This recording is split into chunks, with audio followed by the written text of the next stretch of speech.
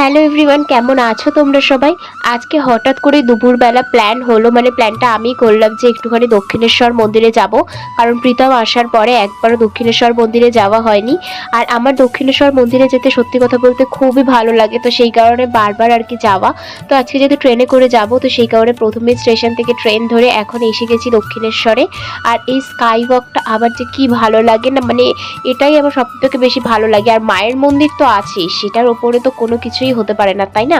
আর এই যে এখন মায়ের মন্দিরে ঢুকছি, আজকে আমরা পুজো দিইনি, কারণ আমরা এখানে একবারই পুজো দিয়েছি, প্রত্যেকবার পুজো দেওয়া হয় না আমাদের। জাস্ট একটুখানি ঘুরতেই এসেছি তোমরা বলতে পারো।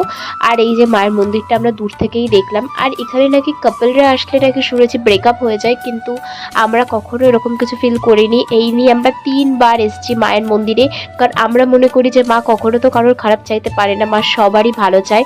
তো আমরা খানিকক্ষণ একটুখানি ঘোরাঘুরি করে সন্ধ্যের দিকে বাড়ি ফিরে গেছিলাম। তো দ্যাটস ইট।